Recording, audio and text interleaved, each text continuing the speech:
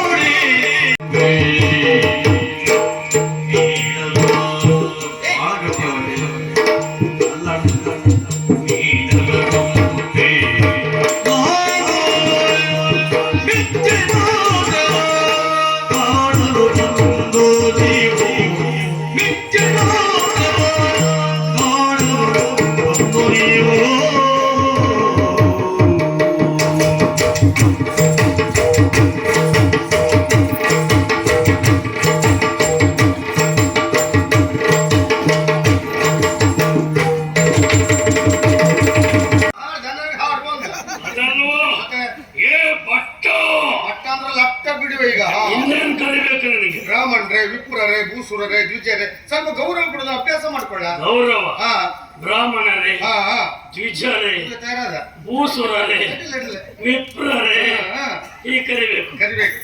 ಏ ಭಟ್ಟ ಜಿ ಹೋಗ್ತದೆ ಕೂಗ್ಲಿಕ್ಕೆ. ಸ್ವರವೇ ಹೀಗೆ ಅಣ್ಣ, ಈ ಸ್ವರ ಬಿದ್ದೇ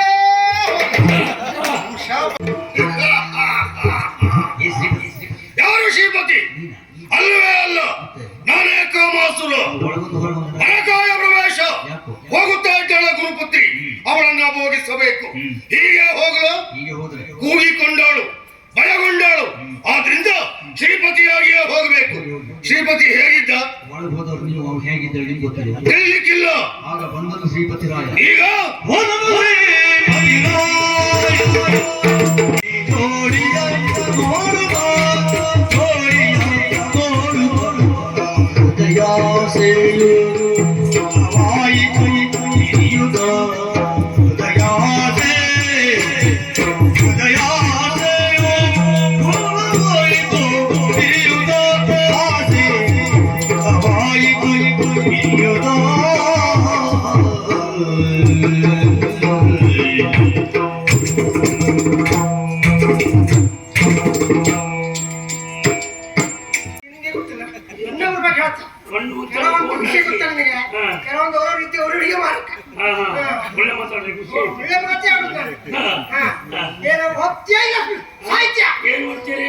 ಶಿವನ ಕೋಪ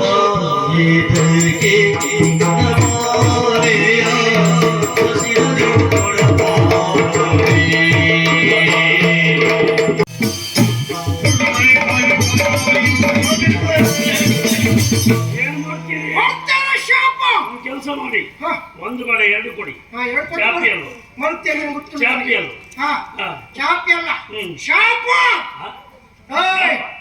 ಗುರುಪುತ್ರಿಯ ಮೇಲೆ ಮನಸ್ಸು ಮಾಡ್ತಂತ ಆದ್ಮೇಲೆ ನಿನಗೆ ಭೂ ಹೇಳಿ ಬದುಕುವಂತ ಅರ್ಹತೆ ಇಲ್ಲ.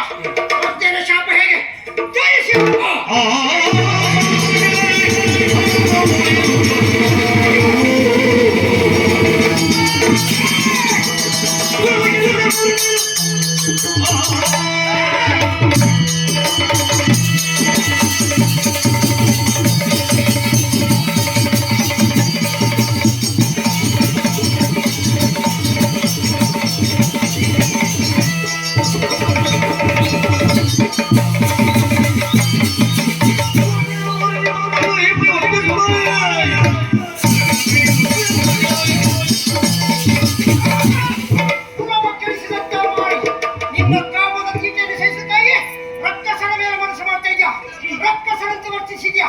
ನೀನು ಪುರಾತನದಲ್ಲಿ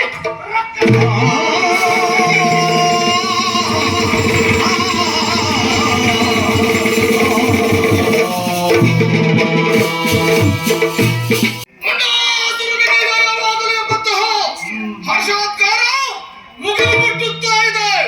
ಒಂದು ಕಾಲದಲ್ಲಿ ನಮ್ಮವನಾದಂತಹ ಶುಂಭರು, ಆಮೇಲೆ ಮಹಿಷಾತ್ಯರು, ಪಿತೃಮಾಲಿಯು, ಇಂಥ ಅತ್ಯಂತ ಮಹಾರಥ ರಕ್ಕಸರು ರಕ್ಕಸ ಕುಲವನ್ನು ಮಾಡಿದವರಿದ್ದಾರೆ.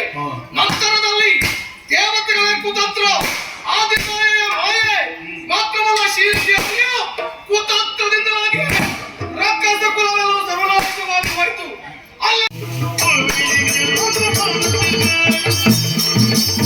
ನಮ್ಮವರಿಗೆಲ್ಲ ಸ್ಥಾನಮಾನವನ್ನು ಕಲ್ಪಿಸಿಕೊಟ್ಟರೆ ಸಾಕಾಗದು, ಉಳಿಯುವುದಕ್ಕೊಂದು ಮನ ಬೇಕು ಎಂಬ ಕಾರಣಕ್ಕೆ ಬೇಕಾಗಿ ಮಾಡಿದಂತ ಸಾಧನ ಏನು ಕೇಳಿ. ಇದ್ದತ್ತ ಗುಡ್ಡ ಬೆಟ್ಟಗಳನ್ನು ಸೇರಿದೆ, ಕಾಡು ಮೇಡುಗಳನ್ನು ಕಡಿದು ನೆಲಸಮ ಮಾಡಿದೆ. ಮಾತ್ರವೇ ಅಲ್ಲ, ಬರಬಹುದಂತ ರಕ್ಕಸ ಸಂತತಿಗಳನ್ನು ಒಗ್ಗೂಡಿಸಿಕೊಂಡು ರಕ್ಕಸ ಕುಲ ಸಾರ್ವಭೌಮನಾಗಿ ಕಳ ಮುಂಡಾಸುವನೆಂಬಂತಹ ನೆಗಳತೆಗೆ ಪಾತ್ರರಾದವ ಹಾಲು ಹಾಡಿಯ ಸರ್ವಾಧಿಕಾರಿ. ಯಾರೋ ನೀನು? ನಾನು ನಿಮ್ಮ ಮಾವ. ನಾನು ನಿಮ್ಮ ಮಾವ. ಈ ಜನ್ಮ ಅಲ್ಲ, ಇನ್ನು ಮತ್ತೇಳು ಜನ್ಮ ಎತ್ತಿ ಬಂದರು ನನ್ನ ಮಾವನಾಗುತ್ತ ಯೋಗ್ಯತೆ ನಿನಗೆ ಬರುವುದಕ್ಕೆ ಸಾಧ್ಯವಾ? ಅದಲ್ಲ, ನಾನು ನಿಮ್ಮ ನಮ್ಮವ. ನಮ್ಮವರು ಅನೇಕರಿದ್ದಾರೆ. ಇವತ್ತಿಲ್ಲಿದ್ದವರು ಪೂರ್ತಿ ನಮ್ಮವರೇ. ಹೌದೌದು. ಆ ನಮ್ಮವರಲ್ಲಿ ನೀನ್ ಯಾರು? ನಾನು ಸೂಜಿ ಮುಖ. ಸೂಜಿ ಮುಖ? ಹೌದು. ಅವ ದದಿ ಮುಖ ಎಲ್ಲದ? ಅಲ್ಲೆಲ್ಲ ತಿರುಗ್ತಾ ಇದ್ದಪ್ಪ. ಮಕರ ಮುಖ? ಮಕರ ಮುಖ ಹೋದವು ಬರ್ಲೇ ಇಲ್ಲ. ಸೂಕರ ಮುಖ? ಇಟ್ಟಲ್ಲ ಅಂತಿದ್ದ. ಯಾವ್ದೆಲ್ಲಿಟ್ಟಿದ್ದಂತೆ? ಕೊನೆ ಬೇಕು ಅಂತಂದು ಇಟ್ಟಿದ್ದ. ಮತ್ತೊಬ್ಬ ನೋಡ್ದ, ಅವ ಆಚೆ ಹೋದಿದ್ದ ತಡ ಇದನ್ನ ತೆಗೆದ. ಇವ್ ಹೋದ್ಕೊಂಡು ಇಟ್ಟಲಿಲ್ಲ ಹುಡುಕ್ತಿದ್ದ. ಅದಕ್ಕೆ ನಮ್ಮಲ್ಲಿ ಜನರಿಗೇನು ಕಡಿಮೆ ಇಲ್ಲ. ಯಾರು ಎಲ್ಲಿ ಇಡ್ತಾರೆ ಅದು ನೋಡ್ತಿರು. ಅವ ಈಚೆ ಬಂದ ತೆಗೆದ. ಅವ ಎಂತ ಜೀವನ ಅನುಭವ.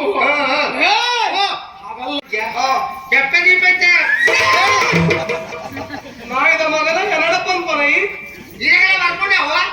ಬರ್ಪುಂಡು ತೆಗಲ ದೊಂಪು ಎದ್ದಿನ ಬಿಡು ತುಂಬಲ್ಲ. ಆ ವಿಷಯ ಅಡಗಿ ಬಿಡ್ಕ. ಅಲ್ಲಿಗೆ ಬಿಡು. ಅಲ್ಲಿಂದ ಪಿದಾಡ್ದೆ. ಅಲ್ಲಿಂದ ಪಿದಾಡ್ದೆ ಅಲ್ಲ ಮಾರಾಯ. ಹಾ. ಇದು ಅರ್ಧ ತುಳು ಅರ್ಧ ಕನ್ನಡ ಆಯ್ತು. ಹಾ. ಅಂತರದ್ದು ಪಿದಾಡಿಯ ಅಂತರದಿಂದ ಹೊರಟೆ. ಅಂತರದಿಂದ ಹೊರಟೆ. ಇದು ವಾಸ್ತವ ಹೇಗೆ ಗೊತ್ತಾಗತ್ತೆ. ಅಂತರದಿಂದ ಹೊರಟೆ. ಅಂತರನ್ನೆಲ್ಲ ಮತ್ತೊಂದು ಕಡೆಯಲ್ಲ, ಅಲ್ಲಿಂದ ಹೊರಟೆ. ಹಾಗೆ ಮುಂದೆ ಹೋದೆ. ಹಾ. ಅಲ್ಲಿ ಹೋಗಿ ನೋಡಿದ್ರೆ ಅಲ್ಲಿಯ ಜನವೇ ಬೇರೆ, ಅಲ್ಲಿಯ ಭಾಷೆಯೇ ಬೇರೆ. ಯಾವ ಭಾಷೆ? ಅದು ಕೊಂಕಣ. ಕೊಂಕಣ ರಾಜ್ಯ. ಹೌದು. ಹಾ. ಕ್ವಾಣ. ಇಲ್ಲ ಕೋಣಲ್ಲ, ಎಮ್ಮೆ ಕೊಟ್ಟಿಗೆ ಕೊಟ್ಟಾಕಿದ್ದೇವೆ ಅಷ್ಟೇ. ಕ್ವಾಣ. ನೀವ್ಯಾರು? ಹಿಂಗೆಲ್ಲ ಹಾ. ಜಲ್ವೆ ಆಗಿಲ್ಲ, ರಂದಕಸಲೆ ಗೊತ್ತಿಲ್ಲ. ಒಯ್ವೆ ಹಂಗೆಲ್ಲ ಮಲ್ಲ ಕೈಗೆಲ್ಲ ರೆಡ್ ಟೈ ಎತ್ತು ಮಳೆ ಸಾರು ದುಡ್ಡು ಹಾವಳಿ ತಗೋಸ್ ಕೂತಾವಸ್. ಅಪ್ಪಿ ಮಗನೇ ತಾಲೆ ಮೇಲೆ ಕೊಡಿದ್ರೆ ಏನಾಗ್ಬೇಕು ಗೊತ್ತಾ? ಎಂತದ್ದು ಮೊಲ್ಲೆ ಎಲ್ಲ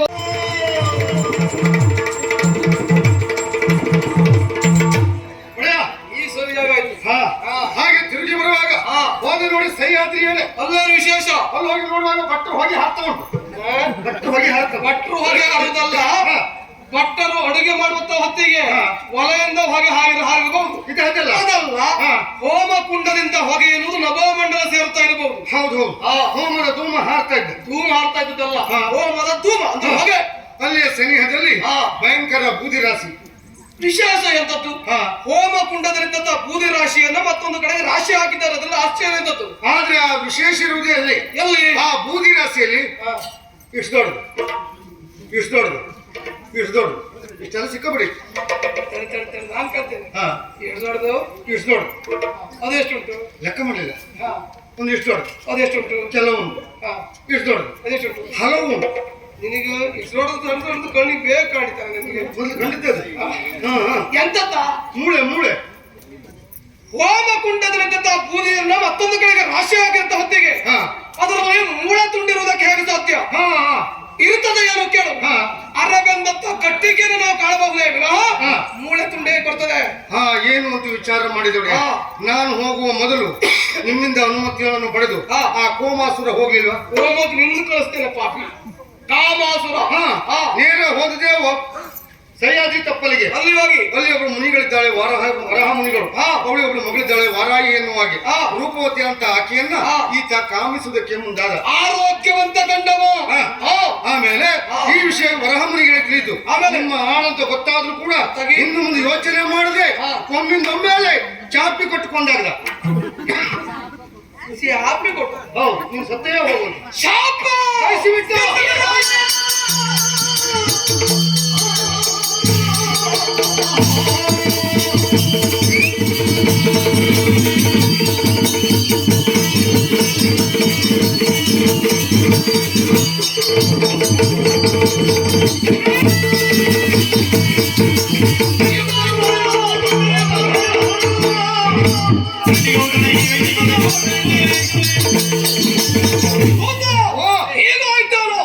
ನಮ್ಮವರಾದ ಕಾಮಾಸುರ ಸಖಿಯಾದ ತಪ್ಪನ್ನು ಕೆಳಗೆ ಹೋದ ಕಾಲಕ್ಕೆ ಋಷಿ ಮುನಿಗಳಲ್ಲ ಅವನ ಶಾಪ ಕೊಟ್ಟುಕೊಂಡರೆ ಆಶ್ಚರ್ಯ, ಪರಮಾಶ್ಚರ್ಯ. ಯಾಕೆ ಕೇಳು? ಅವರಿಗಲ್ಲ ಯಾಗ ಯಜ್ಞವನ್ನು ಮಾಡುವುದಕ್ಕೆ, ಹೋಮ ಹವನವನ್ನು ಮಾಡುವುದಕ್ಕೆ ಅವಕಾಶ ಕೊಟ್ಟದ್ದು ಯಾರು ಕೇಳಿದ್ರೆ ಈ ಮುಂದಾಸುರ. ಈ ಹಿಂದೆ ಇದ್ದಂತಹ ರಕ್ಕಸರು ಬ್ರಾಹ್ಮಣ ವಿರೋಧಿಗಳಾಗಿದ್ರು. ನಾನು ಹಾಗಲ್ಲ, ಬ್ರಾಹ್ಮಣರ ಆಶೀರ್ವಾದ ನಮ್ಮ ಮೇಲೆ ಬೇಕು ಎಂಬ ಕಾರಣಕ್ಕಾಗಿ ಅವಕಾಶವನ್ನು ಕಲ್ಪಿಸಿಕೊಟ್ರೆ ಈ ರೀತಿ ಅನ್ಯಾಯ ಎಸಗುವುದೇ ಬಿಡುವುದೇ? ದೇವರೇ ಅಂತೂ ಅನರ್ಕ್ಯ ರಕ್ತವನ್ನು ಕಳೆದುಕೊಂಡರಲ್ಲ. ಹೌದೊಡೆಯ, ಈ ಹಾಳು ಹಾಡಿಯ ಶ್ರೇಯಸ್ಸಿಗಾಗಿ ಹಗಲಿರುಳು ದುಡಿದಂತ ವ್ಯಕ್ತಿ, ನಿಮ್ಮ ಬಲಗೈ ಗಂಟನಂತಿದ್ದವ, ಕನಸಿನಲ್ಲಿಯೂ ಕೂಡ ಇಷ್ಟು ಬೇಗ ಸಾಯ್ತಾನಂತ ತಿಳಿಸಿಕೊಳ್ಳಿಲ್ಲ.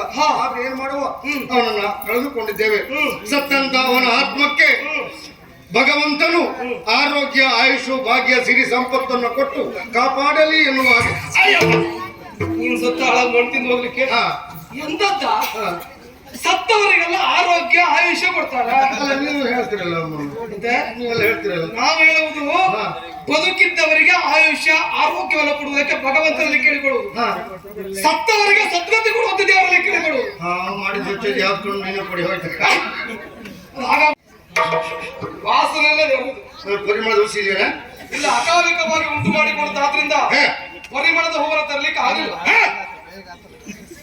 ಹೆದರಬೇಡ, ಕೊಟ್ಟು ಸ್ವೀಕರಿಸಿದೆ.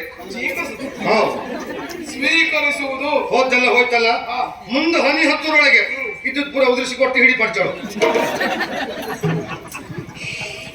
ಪ್ರಸಾದ ಹ, ಪ್ರಸಾದ ಯಾಕೋ ಒಳ್ಳೇದು ಕಾಣ್ತಾ ಇಲ್ಲ. ಒಳ್ಳೆದಿಲ್ಲ. ಹ?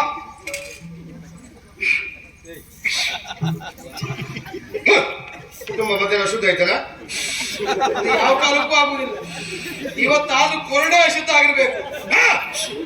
ಈಗ ಯಾಕೆ ಒಳ್ಳೇದು ಗೊತ್ತಿಲ್ಲ ಕಾಂತ. ಈಗ ಒಳ್ಳೇದು ಬರ್ಬೇಕು, ಬಾರದಲ್ಲಿ ಒಳ್ಳೇದು ಬರ್ಬೇಕು, ಬರುದಿಲ್ಲ ಅಂತ ಹೇಳಿದ್ರೆ ಇದು ಒಳ್ಳೇದುಂಟು. ಒಳ್ಳೇದು ಬರ್ಲಿ ಲೆಕ್ಕ ಮಾಡಿ ಕೊಟ್ಟದಂತದ್ದು.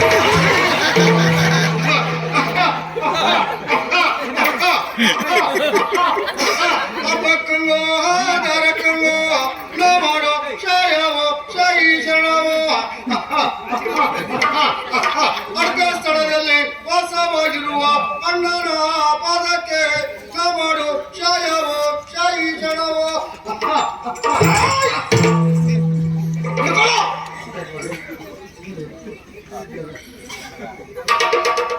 ಅಲ್ಲಾಡ್ಸ ಅಲ್ಲಾಡ್ಸ ಅಲ್ಲಾಡ್ಸ ಅಲ್ಲಾಡ್ಸ ಮೇಲೆ ಕಡೆಗೆ ಅಲ್ಲಾಡ್ಸ, ಆಚೆ ಈಚೆಗೆ ಅಲ್ಲಾಡ್ಸ, ಅಡ್ಡವಾಗಿ ಅಲ್ಲಾಡ್ಸ. ಹೇಗಲ್ಗಾಡ್ಸಿದ್ರು ಬರುದಿಲ್ಲಲ್ಲ. ಎಂತ ನಿನ್ನ ಮೊಬೈಲ್ ಅಂತ ಗೊತ್ತು? ಏನಾಯ್ತು ಗೊತ್ತಿಲ್ಲ. ಎಂತ ಗೊತ್ತಾಗಿಲ್ಲ. ಹಾ. ಇದು ಏಕೆ ಕೇಳು. ಹಾ. ಇನ್ನು ಅಭಿನಯದ ಸಹಜತೆ ಅನ್ನೋದು ಹಾ. ಯಾರಿಗೂ ನಂಬಲಿಕ್ಕೆ ಸಾಧ್ಯ ಇಲ್ಲ ಅಲ್ವಾ? ಹಾ. ನಿಜವಾಗಿ. ಆಗ್ಲಿ. ಹಾಗಾಗಿ ಒಂದು ಕೆಲಸ ಮಾಡು. ಏನು? ನೀನ್ ಈ ರೀತಿಯಾಗಿ ಇದ್ದದ್ದು ನನಗೂ ಅನುಕೂಲ. ಹಾ. ಹಾಗೆ ಹೇಗೆ? ಸಿಂಹಾಸನ ಏರಿಕೊಂಡು ಹಾ. ಒಬ್ಬ ಮುಂಡಾಸುರನಾಗಿ ಹಾ. ರಾಜ್ಯಪಾಲ ಮಾಡುವಲ್ಲಿ ಹಾ. ನಿನ್ನ ಚಾಪು ತೋರಿಸು. ಆಗ್ಲಿ ಅಂತೆ.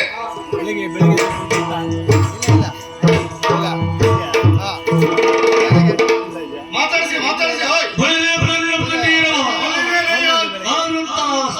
ಹಾಡು ಹಾಡಿ ಯಾರು ಅಂತ ಕೇಳಿದ್ದೀರಿ? ಅವ್ನು ಸತ್ತ ಅವನು ಸುಡುತ್ತದೆ.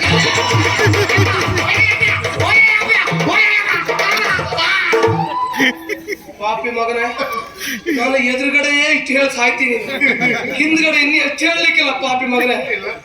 ನಮ್ದು ಏನಿದ್ರೆ ಎದುರೆದ್ರೆ ಹೇಳೋದು ಬಿಟ್ಟರೆ ಹಿಂದೆ ಹೇಳುವ ಅಭ್ಯಾಸ. ಅದು ಕೊಂಡು ಮಗನ ವ್ಯವಹಾರ. ಹೌದು. ಏಯ್! ಎದುರೆದ್ರೆ ಅಡ್ಡಿಲ್ಲ, ತೊಂದರೆ ಇಲ್ಲ. ಸಿಂಹಾಸನ ಮೇಲೆ ಕುಳಿತುಕೊಂಡು ಹಾ. ಏನು ಮಾಡ್ತೀಯ ಎಂಬುದನ್ನು ಸೂಕ್ಷ್ಮವಾಗಿ ತೋರಿಸಿದ್ದಿ. ಹಾ. ಇನ್ನೊಂದಕ್ಕೆ ಮಾತ್ರ ಹೇಳ್ತೇನೆ ಕೇಳು. ಏನ್ ನೋಡಿ? ಕೇವಲ ಕುಳಿತುಕೊಂಡ್ರೆ ಸಾಕಾಗುವುದಿಲ್ಲ. ಹಾ. ನಾನು ಆಡಳಿತವನ್ನು ನಡೆಸುತ್ತ ಕಾಲಕ್ಕೆ ಹಾ. ಎಲ್ಲೆಲ್ಲ ಹೋಗಿ ಬರ್ತಾ ಇದ್ದು ಹಾ. ಅಲ್ಲೆಲ್ಲ ನೀನು ಹೋಗಿ ಬರ್ಬೇಕು. ಸುಮಾರು ದೂರ ಹತ್ತು ಬಾಗಿಲಾಕಿ ಐತೆ ನೋಡ್ರಿ. ನಿನಗೆ ಬ್ಯಾಡ ಹೋದಂತೆ ನೆನಪ ಸಾಯ್ಬಿಟ್ಟು ಬೇಕಾದನ್ನು ಸಾಯ್ಬಿಟ್ಟಿದೆ. ಆಗ ಆಗಲ್ಲ. ಹಾ. ರಾಜ್ಯಪಾಲ ಮಾಡುವಲ್ಲಿ ಹಾ. ನಮ್ಮವರನ್ನ ಸಂಧಿಸುವುದಕ್ಕೆ ಬೇಕಾಗಿ ಆ ಕಡೆ ಹೋಗ್ಬೇಕು. ಆಗ್ಲಿ ನೋಡಿ. ಹೋಗು. ಅಲ್ಲಿ ಮೇಳದ ಚೌಕಿಯಲ್ಲಿ ಮ್ಯಾನೇಜರ್ ಅವರನ್ನು ಸಂಪರ್ಕಿಸಿ ದಿನಾಂಕವನ್ನ ನಿಗದಿಪಡಿಸಿಕೊಳ್ಳಬೇಕು. ಜೊತೆಯಲ್ಲಿ ನಮ್ಮ ಮೇಳದ ಕಾರ್ಯಕ್ರಮಗಳು ಮುಂದಿನ ವರ್ಷ ಬೇಕಿದ್ದಲ್ಲಿ ಮೇಳದ ಚೌಕಿಯಲ್ಲಿ ಮ್ಯಾನೇಜರ್ ಇದ್ದಾರೆ, ಅವರನ್ನು ಸಂಪರ್ಕಿಸಿ ದಿನಾಂಕವನ್ನು ನಿಗದಿಪಡಿಸಿಕೊಳ್ಳಬೇಕೆನ್ನುವ ಹಾಗೆ ಕೇಳಿಕೊಳ್ತಾ ಸೇರಿರುವಂತಹ ಸಮಸ್ತ ಯಕ್ಷಾಭಿಮಾನಿಗಳಿಗೆ ಭಕ್ತಾಭಿಮಾನಿಗಳಿಗೆ ಶಿರಭಾಗಿ ವಂದಿಸುತ್ತಾ ಇವತ್ತಿನ ಹರಕೆದಾರರಾಗಿರುವಂತಹ ನಮ್ಮ ಆತ್ಮೀಯರು ಆಗಿರುವಂತಹ ಚಂದ್ರಶೇಖರ್ ಶೆಟ್ಟಿ ಹಾಗೂ ಜ್ಯೋತಿ ದಂಪತಿಯವರಿಗೆ ಭಗವಂತ ಸಂಪೂರ್ಣ ರೀತಿಯಾದಂತಹ ಅನುಗ್ರಹವನ್ನು ಆ ತಾಯಿ ದುರ್ಗಾ ಪರಮೇಶ್ವರಿ ಮಾಡಲಿ ಎನ್ನುವ ಹಾಗೆ ಕೇಳಿಕೊಳ್ತಾ ಅವರಿಗೂ ಅನಂತ ಅನಂತ ಧನ್ಯವಾದಗಳನ್ನ ಮಂಡಳಿ ಪರವಾಗಿ ಸಲ್ಲಿಸುತ್ತಾ ಕಥಾ ಭಾಗವನ್ನು ಮುನ್ನಡೆಸಲು ಅಪ್ಪಣೆಯನ್ನು ಕೇಳ್ತಾ ಇದ್ದೇನೆ. ಯಕ್ಷಗಾನಂ ಗೆಲ್ಗೆ, ಯಕ್ಷಗಾನಂ ಬಾಳ್ಗೆ.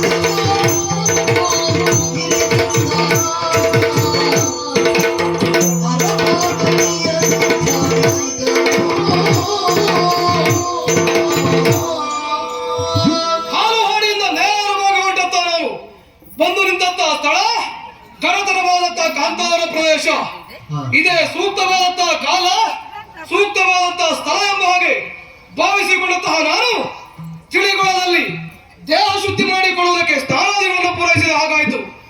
ಭಗವಂತನನ್ನು ಒಲಿಸಿಕೊಳ್ಳಬೇಕು ಅಂತಾದ್ರೆ ದೇಹ ಶುದ್ಧಿ ಮಾತ್ರವಲ್ಲ, ಅಂತರಂಗ ಶುದ್ಧಿ ಇರುವುದು ಬೇಕು. ಅಂತರಂಗ ಶುದ್ಧಿಯಾಗುವ ಯಾವಾಗ? ದೇವರ ನಾಮವನ್ನು ಜಪಿಸಿದಾಗ, ಹರನನ್ನು ಜಪಿಸುತ್ತಾ ಅವರ ಕುರಿತಾಗಿ ಧ್ಯಾನಿಸುತ್ತಾರೆ.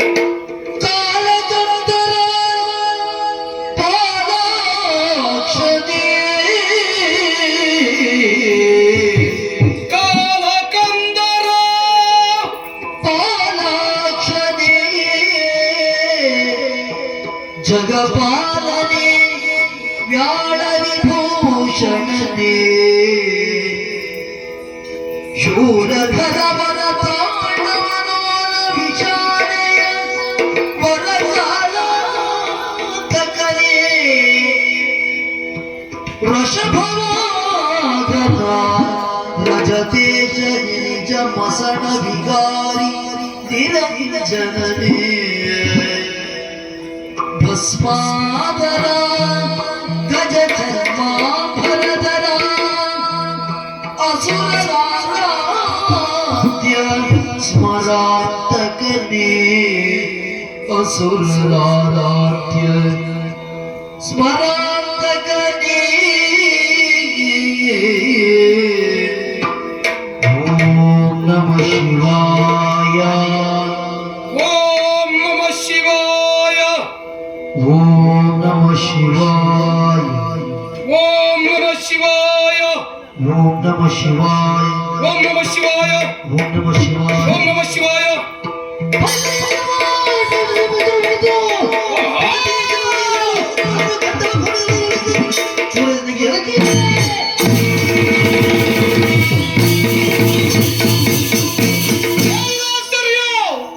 ಕರತರವಾದ ತಪಸ್ಸನ್ನು ಆಚರಿಸುವಲ್ಲಿ ಏಕೋತ್ತರ ಚಿತ್ತನಾಗಿ ಭಗವಂತನ ಧ್ಯಾನಿಸಿದ್ರೆ ನನ್ನ ಮನಸ್ಸಿನ ಮಾತು ಭಗವಂತನಿಗೆ ಮುಟ್ಟಲಿಲ್ಲ ಎಂದಾಯಿತು. ಹಾಗಾದ್ರೆ ನಾನು ನಡೆಸಿಕೊಡುತ್ತ ಕಾರ್ಯವೆಲ್ಲವೂ ಸಾಂಗೋಪಸಾಂಗವಾಗಿ ನೆರವೇರೋದಕ್ಕೆ ಹೇಗೆ ಸಾಧ್ಯ? ಕಾರ್ಯ ಸತ್ಕಾರ್ಯಗಳೆಲ್ಲವೂ ಸಫಲವಾಗಲಿಲ್ಲ ಎಂದಾದ್ರೆ ಮುಂಡಾಸುರ ಬದುಕಿದ್ದ ಪ್ರಯೋಜನವೇನು? ಹಿಡಿದ ಕೂರಸಿಯಿಂದ ಕಂಠವನ್ನು ಕತ್ತರಿಸಿಕೊಂಡು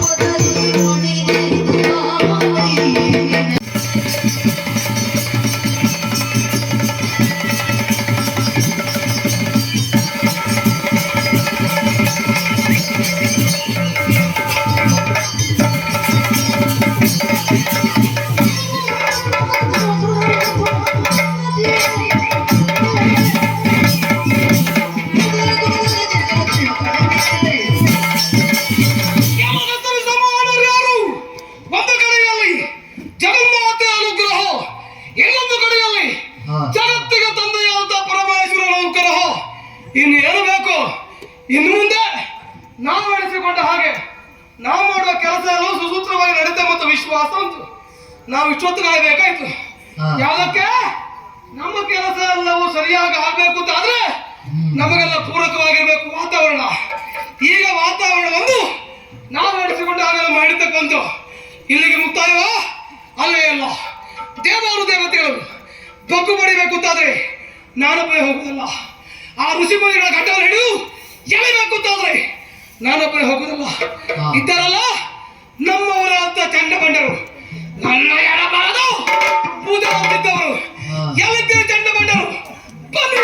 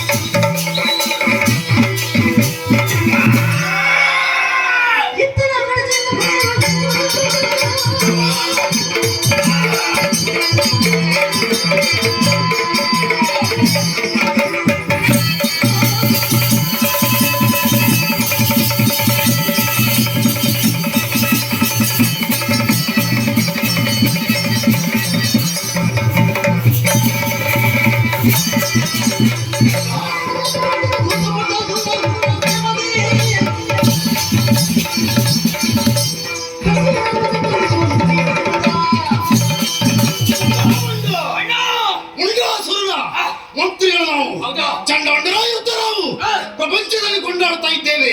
ಒಂದು ಕಾಲದಲ್ಲಿ ನಿರ್ಗತಿಕರಾಗಿದ್ದವರು ನಾವು.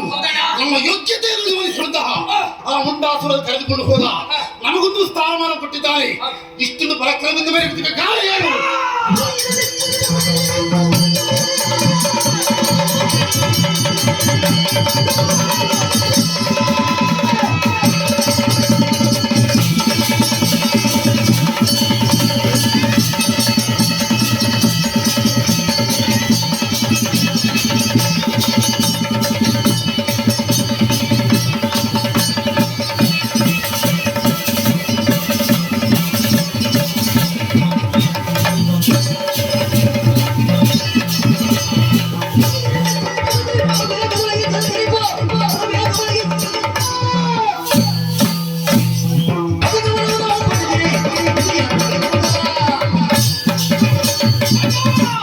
ನಾವು ಈ ರೀತಿ ಮೆರುವುದಕ್ಕೆ ಕಾರಣ ವಿಧಿಯಿಂದ ವರವನ್ನು ಪಡೆದೇವೆ. ಯಾವ ರೀತಿಯಾಗಿ ಹೇಗೆ? ಎಲ್ಲಿವರೆಗಾಗಿ ನೀವು ಬ್ರಹ್ಮಚರ್ಯವನ್ನು ಆಚರಿಸಿಕೊಂಡು ಬರ್ತೀರೋ ಅಲ್ಲಿಯ ತನಕ ನಿಮ್ಮಿಬ್ಬರಿಗೆ ಮರಣ ಇಲ್ಲ. ನಿಜ.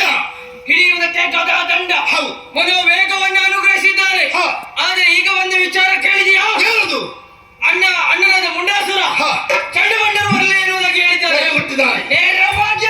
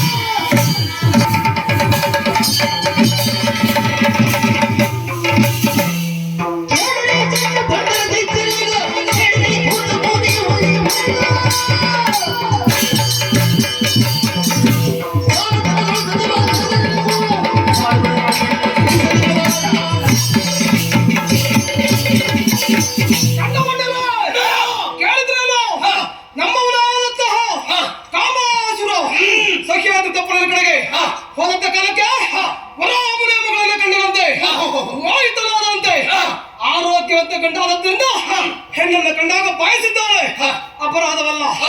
ಆದರೂ ಋಷಿಮುನಿಗಳ ಒಂದಾಗಿ ಸೇರಿಕೊಂಡು ಆ ಕಾಪಾಸುರನ್ನು ಶಾಪ ಕೊಟ್ಟು ದಯಿಸಿ ಬಿಟ್ಟರಂತೆ. ಯೋಚಿಸಿ ನೀವು, ಋಷಿಮುನಿಗಳಿಗೆ ಯಾಗ ಯಜ್ಞವನ್ನು ಮಾಡುವುದಕ್ಕೆ, ಬ್ರಾಹ್ಮಣರಿಗೆ ಹೋಮ ಹವನಾದಿಗಳು ಮಾಡುವುದಕ್ಕೆ ಅವಕಾಶ ಕೊಟ್ಟವ ಯಾರು ಹೇಳಿದ್ರೆ ಏಕೈಕ ಅಸುರ ಕುಲ ಧೀರ ಅವರೇ ಮುಂಡಾಸುರ. ಆ ನಮ್ಮ ಔದಾರ್ಯವನ್ನು ದೌರ್ಬಲ್ಯ ಅಂತ ಬಗೆತಾ ಇದ್ದಾರೆ. ಅವರಿಗೆ ತಕ್ಕ ಮತರಿಬೇಕು. ಬೇಸರ ಎಂದು ಯಾಕಾಗ್ತದೆ? ನಮ್ಮದಕ್ಕೆ ನೀವು ಹಾಡ್ತಿರಲ್ಲ ಅದೇ ಬೇಸರ ಹಾಗೆ. ಪುಣ್ಯಾತ್ಮ. ಸ್ಥಳಕ್ಕೆ ಹೋದ ಮೇಲೆ ಹಾಗೆ ಯಾವ್ದು? ಎಲ್ಲೆಲ್ಲಿ ಹಾಡಬೇಕು ಎಲ್ಲೆಲ್ಲಿ ಬಿಡಬೇಕು ಆ ಜ್ಞಾನ ಶಕ್ತಿ ನಮಗೆ ಗೊತ್ತುಂಟ. ನಿನ್ನ ಹಾರಾಟ ಬಿಡಿಸ್ತೇನೆ.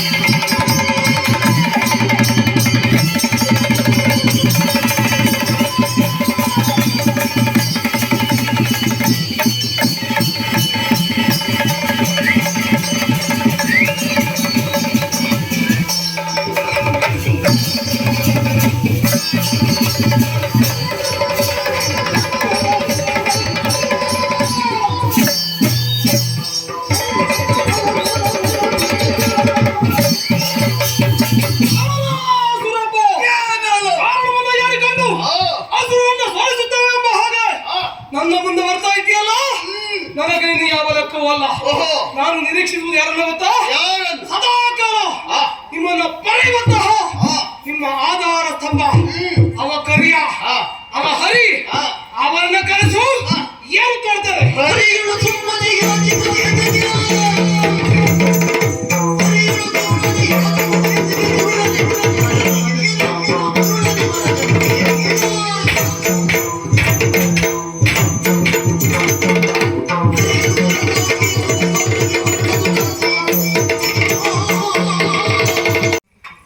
ಹೇಳ್ಕೊಡ್ತೀಯ ನೀನು?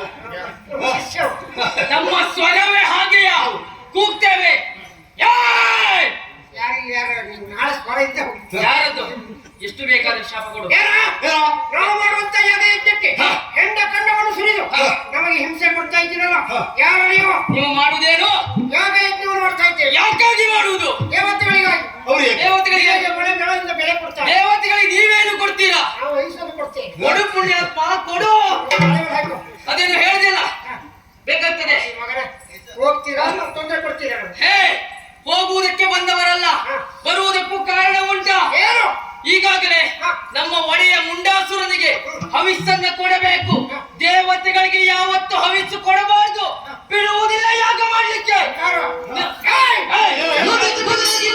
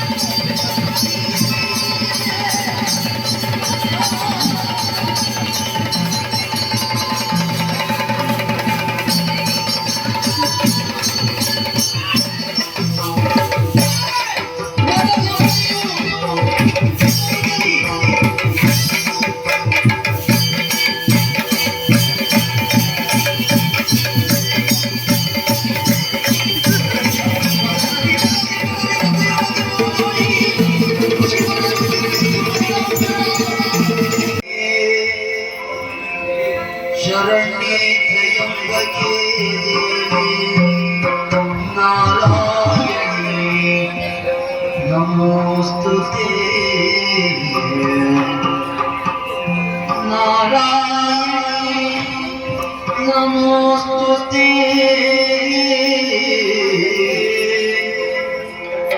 जय जय जय जय जय ಜಯ ಜಯ ಜಯ ಜಯ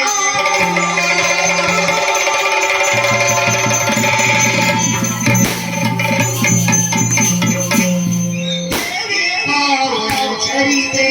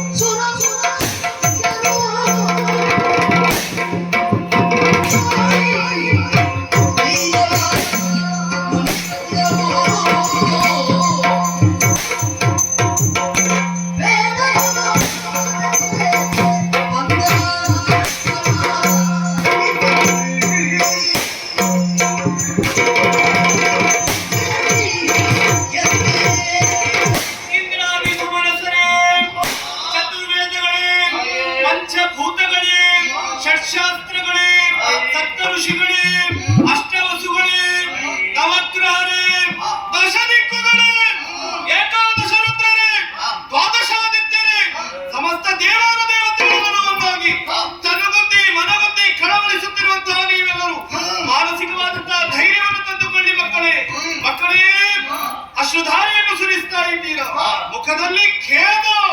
ಏನು ಕಷ್ಟ, ಯಾರಿಂದ ಕಷ್ಟ, ಹೇಳಿಕೊಳ್ಳಿ ಹೇಳಿಕೊಳ್ಳಿ.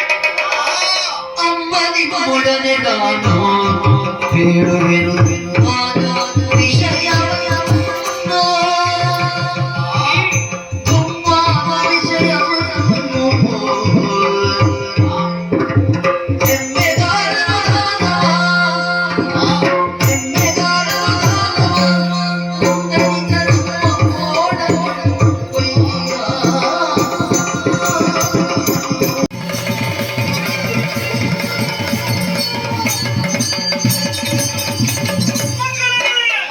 ಅವರ ಅನುಯಾಯಿಗಳಾದಂತ ಚಂಡಮಂಡಲಸುರರು ಅಧರ್ಮ ಮಾರ್ಗದಲ್ಲಿ ನಡೆಯುತ್ತಾ ಇದ್ದಾರೆ.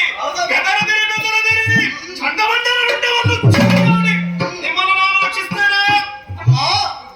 ಅಸುರ ಗಮನಕ್ಕಾಗಿ ಹೊರಟು ನಿಲ್ಲಿಸುತ್ತಾ ನೀವು ಕಾಲ್ನಡಿಗೆ ಹೋಗಬಾರದು ಎನ್ನುವ ಕಾರಣಕ್ಕಾಗಿ ಪರ್ವತರಾಜನೇ ವ್ಯಾಘ್ರವಾಗಿ ಬರ್ತಾ ಇದ್ದಾನೆ.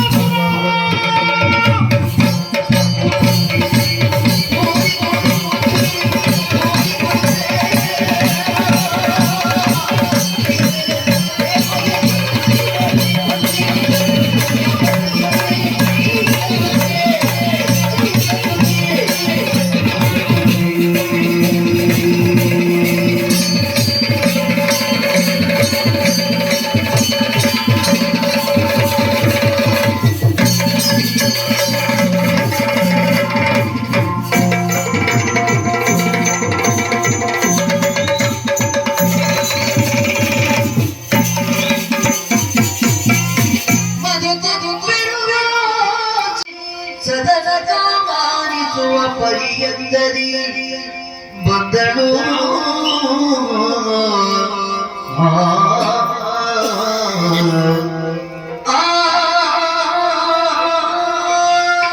ದುಷ್ಟನ ಒದಗಿಬೇಕಾಗಿ ಸಹ್ಯಾದ್ರಿಯ ತಪ್ಪಲಿಗೆ ಬಂದು ನಿಂತಿದ್ದೇನೆ.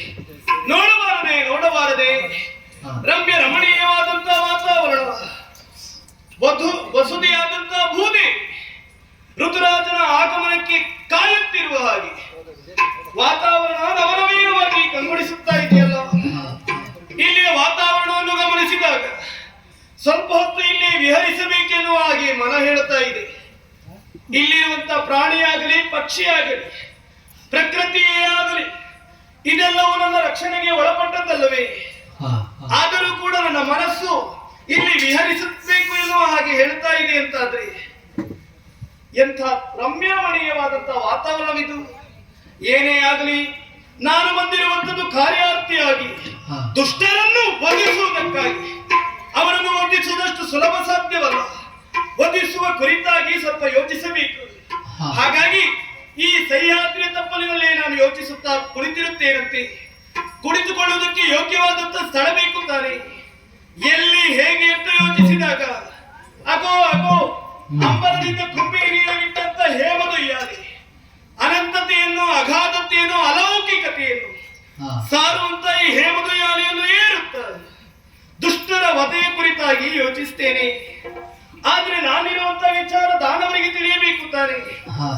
ಮೃಗಬೇಟೆಗಾಗಿಯೋ ಸುರಪಾನಕ್ಕಾಗಿಯೋ ಈ ಸಹ್ಯಾದ್ರಿಯ ತಪ್ಪಲಿಗೆ ದಾನವರು ಬರುತ್ತಾರೆ. ಅದೇ ಸಮಯವನ್ನು ಸಾಧಿಸಿ ನಾನು ಅವರನ್ನು ಕೊಲ್ಲಬೇಕು. ಹಣ್ಣೆಂದು ಭ್ರಮಿಸಿದಂತಹ ದುಂಬಿಯೆಂದು ಮಕರಂದವನ್ನು ಹೀರುವುದಕ್ಕೆ ಎರಗುವ ಹಾಗೆ ದುರುಳರು ನನ್ನ ಮೇಲೆ ತಾನಾಗಿ ಎರಗಬೇಕು, ಬೆಂಕಿಯಲ್ಲಿ ಬಿದ್ದು ಸಾಯಬೇಕು. ಆ ಚಂದವನ್ನು ನಾನು ನೋಡಬೇಕಲ್ಲ. ಅದಕ್ಕೆ ಬೇಕಾಗಿ ಉಯ್ಯಾಲೆಯಲ್ಲಿ ಇರುತ್ತಾ ಇರುವುದು ಸರಿ. ನಾನಿರುವಂತ ವಿಚಾರ ಅವರಿಗೆ ತಿಳಿಯಬೇಕು ಅಂತಾದ್ರೆ ಇರುವ ತಾವು ಹೇಗೆ 10,000 ಮೇಲೆ 6,000 16,000 ರಾಗವನ್ನು ಹೊರಸೂಸುವಂತ ಗಾಯನವನ್ನು ಹಾಡುತ್ತ ಉಯ್ಯಾಲೆಯನ್ನು ಏರುತ್ತ ಸೂರ್ಯನ ತನುಕಾಂತಿಯನ್ನು ಹೊರಹೊಮ್ಮಿಸುತ್ತ ಈ ಸಹ್ಯಾದ್ರಿಯ ತಪ್ಪಲಿನಲ್ಲಿ ಇರುತ್ತೇನೆ. ಹೇ ಮಧುಯಾಲೆ ಇರ್ತೇನೆ, ಹೇ ಮಧುಯಾಲೆ ಇರ್ತೇನೆ, ಹೇ ಮಧುಯಾಲೆ